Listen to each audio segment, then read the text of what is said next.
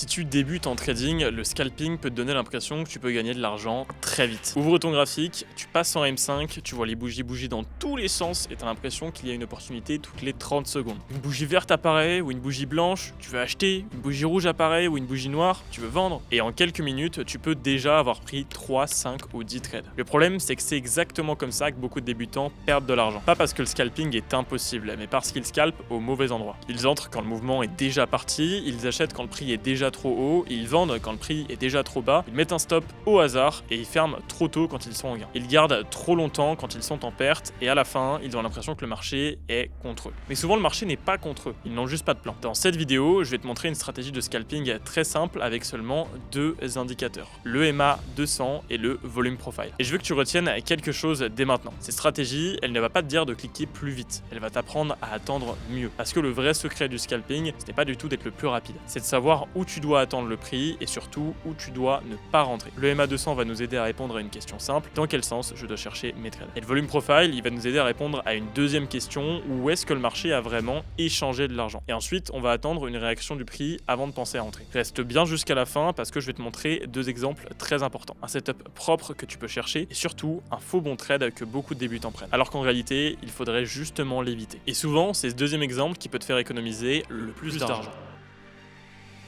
Le scalping attire énormément de débutants parce que ça paraît simple. Prends un petit mouvement, tu fermes rapidement, tu recommences. Sur le papier, ça a l'air facile. Tu as même l'impression que tu peux te payer ton barbeur juste en envoyant 2-3 trades à la volée. Et tu te dis que tu n'as pas besoin de tenir un trade pendant des heures. Tu peux juste prendre quelques points, quelques pips, quelques euros et répéter ça plusieurs fois. Mais dans la réalité, le scalping est dangereux pour une raison très simple. Tout va vite. Et quand tout va vite, tes erreurs coûtent plus cher. Regarde ce genre de graphique. Quand tu débutes, tu peux avoir l'impression qu'il y a des opportunités partout. Le prix monte, le prix descend, il repart, il corrige encore une fois, il accélère. Et ton cerveau, il veut absolument faire quelque chose, mais c'est justement le piège. En scalping, si tu réagis à chaque bougie, tu ne trades pas une stratégie, tu trades ton émotion. Tu achètes parce que tu as peur de rater la hausse, tu vends parce que tu as peur de rater la baisse, tu fermes parce que tu as peur de perdre, et tu relances parce que tu veux te refaire. Et petit à petit, tu n'es plus en train de trader, tu es en train de cliquer. Le but de cette stratégie, c'est de casser ce réflexe. On ne va pas chercher à prendre tous les mouvements, on va chercher à filtrer. Et le premier filtre, c'est justement le EMA 200. Mais avant de parler d'entrée, il faut comprendre une chose. Le EMA 200 ne sert pas à te dire où cliquer. Elle sert à t'empêcher de trader dans tous les sens. Le premier indicateur de la stratégie, c'est le EMA 200. Et pour un débutant, je veux que tu la vois comme un filtre de direction. Elle ne prédit pas le marché, elle te dit pas achète ici, vends là. Elle te donne simplement une indication pour la tendance générale. Quand le prix est plutôt au-dessus de l'EMA 200, je vais plutôt chercher des achats. Mais pourquoi? Parce que le marché est plutôt dans une dynamique haussière ou une dynamique de surachat. Donc au lieu de vendre chaque petite bougie rouge, je vais me dire ok, si jamais le prix revient sur une bonne zone, je vais surtout chercher un achat. A l'inverse, quand le prix il est clairement en dessous de l'EMA 200 comme juste ici, je vais plutôt chercher des ventes. Là, je ne veux pas acheter chaque petit rebond, je vais attendre que le prix remonte sur une zone intéressante. Puis chercher une vente si jamais le marché réagit. Mais attention, c'est très important. Tu ne traites pas le croisement de l'EMA 200. Beaucoup de débutants font cette erreur, ils voient le prix casser au-dessus de l'EMA 200, ils achètent, ils voient le prix passer en dessous, ils vendent. Mais si le marché est en range, le prix peut traverser la moyenne dans tous les sens et te piéger plusieurs fois. Regarde ici, le prix passe au-dessus, en dessous, au-dessus, en dessous, au-dessus, en dessous, au-dessus, en dessous. Il recasse, repasse, recasse, repasse. Si tu trades à chaque croisement, tu vas te faire découper. Donc retiens bien ça. Le EMA 200 ne donne pas l'entrée, elle donne le sens de travail. Elle répond à la question, est-ce que je dois plutôt chercher un achat, une vente ou ne rien faire? Il nous manque la chose la plus importante pour éviter de cliquer au hasard, la zone. C'est là que le volume profile entre en jeu. Le deuxième indicateur, c'est le volume profile. Et si jamais tu débutes, je veux que tu le comprennes de manière très simple. Les bougies te montrent où le prix est allé. Le volume profile, lui, il va te montrer où le marché a vraiment échangé. Et cette différence, elle est énorme. Visuellement, le volume profile, il affiche des barres horizontales. Plus une barre est grosse, plus il y a eu d'échanges sur ce niveau de prix. Tu vois un petit pic ici, un pic là, également des pics un peu plus bas. Donc quand tu regardes le volume profile, tu ne regardes pas juste si le prix monte ou baisse. Tu regardes où il y a eu de l'activité, où les acheteurs et les vendeurs se sont réellement battus. Où le marché a passé du temps, où le prix a été accepté. Et ça, pour le scalping, c'est super intéressant. Parce que au lieu d'entrer au milieu de nulle part, tu peux attendre que le prix revienne sur une zone où il s'est déjà passé quelque chose. Ici, par exemple, tu vois une grosse zone de volume. Ça veut dire que le marché a beaucoup échangé à ce niveau et cette zone, elle peut devenir importante si jamais le prix revient dessus. Mais attention, je vais déjà casser une erreur énorme. Une zone de volume n'est pas une entrée. Une zone de volume est un endroit à surveiller. Si tu entres juste parce que le prix touche une grosse barre de volume,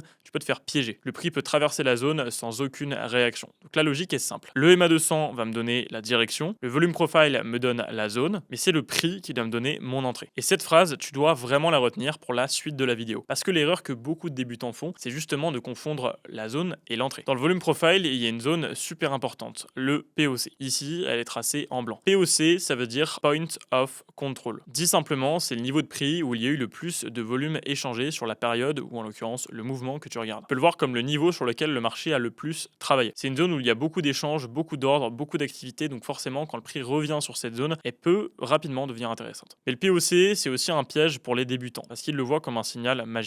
Ils pensent le prix revient sur le POC donc j'achète ou le prix revient sur le POC donc je vends. Mais non. Le POC ne te dit pas quoi faire, il te dit où regarder. Et c'est une énorme différence. Regarde, parfois le prix arrive sur le POC et il réagit très bien. Et parfois, il va le traverser directement. Donc, si jamais tu entres automatiquement, tu ne traites pas intelligemment. Tu joues clairement à pile ou face. Et ce que tu dois attendre, c'est une réaction. Est-ce que le prix bloque? Est-ce qu'il rejette? Est-ce qu'il réintègre après une fausse cassure? Est-ce qu'il casse une petite structure dans le bon sens? C'est seulement après ça que tu peux commencer à réfléchir à une entrée. Et maintenant qu'on a compris les deux outils, on va passer à la stratégie complète. C'est là que les choses deviennent vraiment actionnable. La stratégie, elle est très simple. Étape 1, je regarde le EMA 200 pour connaître la direction. Étape 2, je repère une zone importante avec le volume profile. Étape 3, j'attends que le prix revienne sur cette zone. Étape 4, j'attends une réaction ou une confirmation. Et la dernière étape, étape 5, je définis mon stop et mon objectif avant d'entrer. Mais ne te laisse pas tromper par la simplicité. Ce n'est pas parce que la stratégie est simple qu'elle est facile à respecter. Le plus dur, ce n'est pas de comprendre les étapes. Le plus dur, c'est d'attendre que les étapes soient là. Parce que le débutant veut entrer dès qu'il voit le prix bouger. Mais cette méthode, elle t'oblige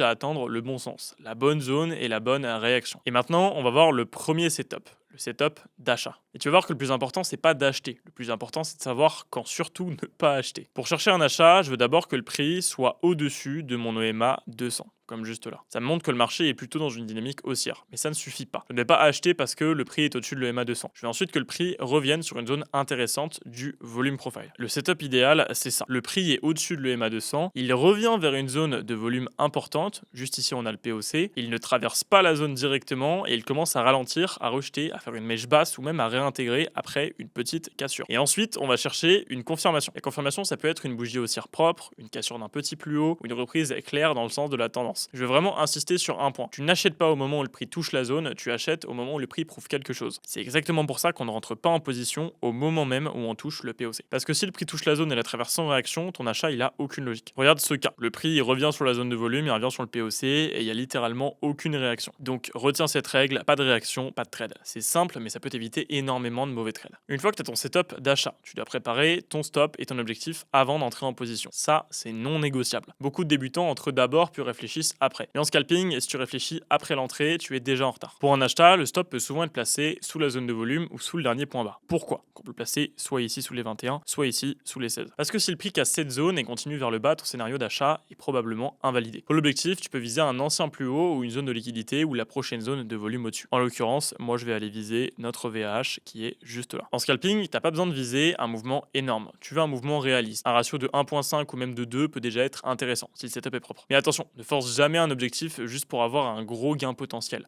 Ton objectif est trop loin. Si ton objectif est trop loin et que le marché n'a aucune raison d'y aller, tu es juste en train d'espérer. Et l'espoir en trading, crois-moi, ça coûte cher. Donc avant ton achat, tu dois avoir 3 choses. Une entrée logique, un stop logique, un objectif logique. Sans ça, tu ne prends pas le trade. Maintenant, on va voir exactement la même logique, mais dans l'autre sens. Et là aussi, tu vas voir pourquoi beaucoup de débutants vendent trop tard. Juste ici, on a 1,92 au niveau du risk-reward. On vient toucher la zone et on vient toucher la deuxième zone et on sort en profit sur le trade. Pour chercher un setup en vente, je veux d'abord que le prix soit en dessous de l'EMA 200. Ça me montre que le marché est plutôt dans une dynamique baissière. Mais comme pour l'achat, ce n'est pas suffisant. Je ne vais pas vendre juste parce que le prix est sous le EMA 200. Je veux que le prix remonte vers une zone importante du volume profile. Le setup idéal, c'est ça. Le prix est bel et bien sous le EMA 200. Il remonte vers une zone de volume importante que tu vois juste ici, le POC. Qu'est-ce qui se passe ensuite? Comme tu peux le voir, il vient ralentir, il vient même rejeter sur la zone. Il montre que les vendeurs reviennent et ensuite on cherche une confirmation. La confirmation, ça va être notre cassure en dessous de ce niveau de prix-là. En réalité, la confirmation, ça peut être plein de choses. Ça peut être une bougie baissière forte, une mèche haute rejetée, une cassure d'un petit plus bas ou une réintégration après une fausse cassure au-dessus de la zone. Mais encore une fois, Tu ne vends pas juste parce que le prix touche la zone. Tu attends que le marché te montre une réaction parce que le piège classique, c'est de vendre après plusieurs grosses bougies rouges ou en l'occurrence bougies noires quand le prix est déjà très très bas. Si jamais tu vends ici, tu as l'impression de vendre une tendance. Mais en réalité, tu vends peut-être au pire moment. Le bon setup de vente, c'est pas vendre quand tout le monde voit déjà que ça baisse. C'est d'attendre que le prix remonte sur une zone intéressante comme on l'a juste ici, puis de chercher une réaction vendeuse. Et c'est cette patience qui change tout. Et la patience, c'est probablement une des compétences que j'ai développées le plus avec mes 3 ans et demi de trading et mes plus de 2 ans à alimenter le groupe privé Insider AI jour après jour. C'est moi qui prends les positions, c'est moi qui prends les trades et c'est moi qui vous envoie absolument tout. Si jamais tu veux me voir être patient devant les marchés matin et soir, je suis présent en train de trader sur la session de Londres et sur la session US. Et le plus fort, c'est que si jamais tu fais partie du groupe privé, groupe sur lequel je ne vais plus accepter beaucoup de monde gratuitement encore, tu vas pouvoir être déclenché en 100% automatique sur toutes les positions que je prends avec les concepts que je suis en train de t'apprendre en direct. Si jamais tu te questionnes sur les résultats, tu as un groupe du même nom sur lequel tu vas retrouver un track record et absolument tous les résultats des membres. Je t'invite à cliquer sur le premier lien juste en bas de la vidéo si jamais tu veux te joindre à nous. Et ne t'inquiète pas, tu n'auras pas un seul euro à sortir. Alors sois dans les premiers à cliquer juste en dessous, comme ça tu vas pouvoir rejoindre le groupe gratuitement. Pour une vente, le stop se place généralement au-dessus de la zone de volume, au-dessus du dernier point plus haut. Parce que si le prix repasse au-dessus de la zone et invalide la réaction baissière, ton scénario de vente commence à perdre son sens. Tu le montes juste là, on va attendre une deuxième bougie de confirmation, on vient de casser la zone de volume. Normalement le replay aurait dû s'arrêter juste avant. Dès qu'on a la confirmation à la cassure de la zone de volume, on va pouvoir placer le stop juste ici. Dernière target évidemment sur le bas de la structure et c'est comme ça qu'on va pouvoir placer l'objectif. En bas de la dernière zone de liquidité ou même de la dernière zone de volume connue, en général c'est la meilleure zone pour placer ton TP. Et comme tu peux le voir, ici ça paye. Encore une fois, ton objectif doit avoir une logique. Tu vas pas viser un niveau au hasard parce que tu veux gagner beaucoup, tu vises une zone où le prix a une raison de se diriger, une raison d'aller. Et surtout, tu vérifies que ton objectif vaille le risque. Si tu risques 100 euros pour essayer d'en gagner 30, le trade n'a pas beaucoup d'intérêt. Exemple très concret de ce que je viens de t'expliquer. Par contre, si jamais tu risques 100 euros pour aller chercher 150 euros ou même aller chercher 200 euros, dans ce cas-là, c'est beaucoup plus cohérent. Ça commence à avoir une logique. Maintenant qu'on a vu les achats et les ventes, il faut parler des moments où tu ne dois surtout pas utiliser cette stratégie. Parce que c'est souvent là que la plupart des débutants perdent le plus. Une stratégie simple ne veut pas dire que tu dois prendre tous les signaux. Et même avec le MA200 et le volume profile, il y a des moments où le meilleur trade, c'est de ne rien faire. Le premier cas, c'est quand le prix coupe le MA200 dans absolument tous les sens. Comme tu peux le voir, on n'a pas touché ici, c'était plutôt clair. Et la première fois, on vient retoucher le prix, on rentre en position. Donc on respecte à 100% cette règle-là. Mais si jamais le prix il passe au-dessus, en dessous, au-dessus, en dessous, au-dessus, en dessous, et que le MA200 est plate, tu n'as pas de direction claire. Et sans direction claire, ton scalping, ça devient beaucoup plus risqué. Le deuxième cas, c'est quand le volume profile ne montre aucune zone propre. C'est pas réellement le cas ici, mais si jamais tu vois pas de zone de volume claire, pas d'énormes spikes comme ici, comme là, ou encore comme là, ça veut dire que ton volume profile, il est complètement brouillon. Pas du tout intéressant de trader. Le débutant, il veut toujours un trade, mais parfois, le marché ne donne rien de propre. Et dans ce cas-là, c'est mieux de simplement pas rentrer en position. Le troisième cas, c'est quand le prix est déjà beaucoup trop loin de la zone et du coup que tu as raté ton trade. Par exemple, rentrer au milieu de la bougie, ça aurait été une grave erreur. Si le mouvement est déjà parti, tu ne cours pas après. C'est comme un taxi. T'attends le prochain tour. Et le quatrième cas, c'est les news économiques. Sur le gold, le Nasdaq, le DAX ou l'euro USD, certaines annonces peuvent faire bouger le marché de manière ultra violente en quelques secondes. Si tu débutes, scalper pendant une grosse annonce peut être extrêmement dangereux. Donc retiens ça. Une bonne stratégie ne sert pas seulement à savoir quand entrer. Elle sert aussi à savoir quand ne rien faire. Et maintenant, je vais te montrer l'exemple le plus important, le faux bon trade. Celui que beaucoup de débutants prennent et qui peut détruire leur journée. Regarde ce graphique. Comme tu peux le voir, le prix est très largement au-dessus de l'EMA 200. Donc à première vue, le marché, il est haussier. Tu vois plusieurs bougies vertes, plusieurs bougies blanches, tu te dis ok, c'est vraiment le bon timing pour pouvoir acheter. Mais maintenant, regarde mieux. Le prix est très loin de la zone de volume. Il n'est pas en train de revenir sur une zone intéressante. Il n'y a pas vraiment de réaction à surveiller,